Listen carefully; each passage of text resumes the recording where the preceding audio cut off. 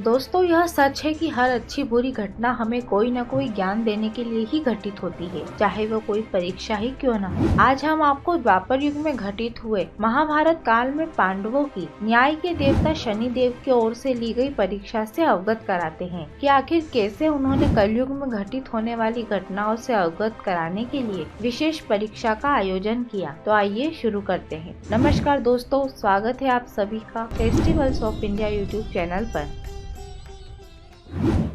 हस्तिनापुर के राजसभा में दुर्योधन से दूध में हारने के कारण पांडवों को 12 वर्ष का वनवास और 1 वर्ष का अज्ञातवास मिला था। जैसे तैसे वनवास खत्म होने के बाद जब पांडव अज्ञातवास के लिए एक ऐसी जगह की तलाश कर रहे थे जहां कोई उन्हें पहचान न पाए, उसी समय जंगल के ऊपर से गुजर रहे शनि देव की नजर पांडवों पर पड़ी। उन्होंने उनकी परीक्षा लेने के बारे में सोचा और पता लगाना चाहा कि 5 पांडवों में से सबसे बुद्धिमान कौन है। यह जानने के लिए शनि देव ने एक माया महल का निर्माण किया और इस महल के हर कोने में कुछ योजन की दूरी रखी। तभी अचानक भीम की नजर उस महल पर पड़ी और उसका मन उस महल में जाने को आतुर हो गया। युधिष्ठिर से आज्ञा लेकर भीम उस महल के पास पहुंच गए। जैसे ही भीम ने अंदर जाना चाहा तो शनिदेव, जो कि दरबान बने महल के दरवाजे पर पहरा दे रहे थे, उसे अंदर जाने से रोका और कहा कि इस महल में जाने की कुछ शर्तें हैं। अगर तुम मेरी यह शर्त मानोगे तभी महल में जा पाओगे। शनिदेव ने अपनी शर्तें भीम को सुनाई, जो इस प्रकार है। पहली शर्त, महल में 4 कोनों में से सिर्फ तुम एक ही कोना देख सकते हो। दूसरी शर्त, महल के अंदर जो कुछ भी देखोगे उसे उसके मतलब सहित मुझे समझाना होगा। तीसरी शर्त, अगर तुम नहीं बता पाए तो तुम्हें बंदी बना लिया जाएगा। भीम ने अंदर जाकर जो कुछ भी देखा वो समझ नहीं पाए और बंदी बना लिए गए। भीम की तरह उसके 3 और भाई अर्जुन, नकुल और सहदेव भी महल के अंदर जाने के प्रयास में विफल रहे और बंदी बना लिए गए। इधर जब बहुत देर तक चारों भाई नहीं आए तो युधिष्ठिर को उनकी चिंता होने लगी और वो भी द्रौपदी के साथ महल में आ गए। उन्होंने दरबान से अपने भाइयों के बारे में पूछा तो दरबान ने उन्हें बताया कि महल में जाने की कुछ शर्तें थी जिन्हें आपके भाई पूरा नहीं कर पाए, इसलिए वे बंदी बना लिए गए हैं। दरबान की शर्तें पूरा कर युधिष्ठिर महल में बंदी बने अपने चारों भाइयों के पास पहुँचे। बंदी बने भाइयों से मिलने के बाद युधिष्ठिर ने सबसे पहले भीम से पूछा, बताओ तुमने अंदर क्या देखा। भीम ने बताया कि मैंने देखा कि वहाँ 3 कुएं हैं, जिसमें एक कुआं बड़ा है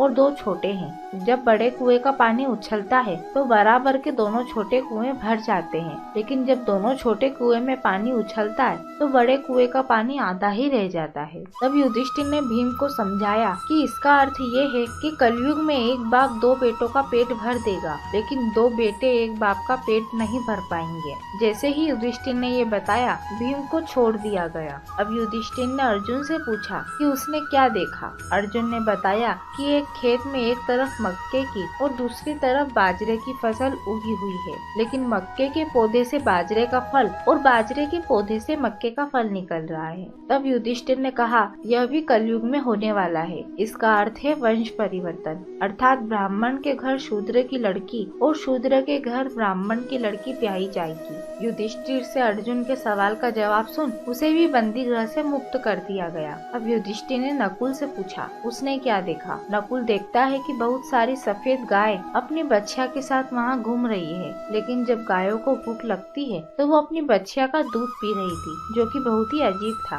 युधिष्ठिर ने कहा कि इसका अर्थ है कि कलयुग में माताएं बेटी के घर रहकर उन्हीं का अन्न खाएगी, क्योंकि बेटे माँ बाप की सेवा नहीं करेंगे। उसके बाद नकुल भी छूट गया। अंत में युधिष्ठिर ने सहदेव से पूछा कि आखिर उसने क्या देखा। सहदेव ने बताया कि मैंने देखा कि एक सोने की बड़ी शिला चांदी के एक सिक्के पर टिकी हुई थी, जो कि डगमग हिल रही लेकिन फिर भी गिर नहीं रही थी। युधिष्ठिर ने सहदेव को बताया कि कलयुग में पाप धर्म को दबाता रहेगा, लेकिन फिर भी धर्म खत्म नहीं होगा। यह सुन सहदेव को भी मुक्त कर दिया गया। तो दोस्तों, इस प्रकार शनिदेव ने परीक्षा के द्वारा जाना कि 5 पांडवों में युधिष्ठिर सबसे अधिक बुद्धिमान है। उन्होंने जो भी उत्तर दिए, कलयुग में आज वो सब घटित हो रहा है। और इसी के साथ हमारी ये जानकारी समाप्त होती है। इससे और भी वीडियो देखने के लिए अभी सब्सक्राइब करें festivals of India YouTube channel को। साथ ही साथ इस वीडियो को ज्यादा से ज्यादा लोगों के साथ शेयर करें। हमारे इस वीडियो को अंत तक देखने के लिए धन्यवाद।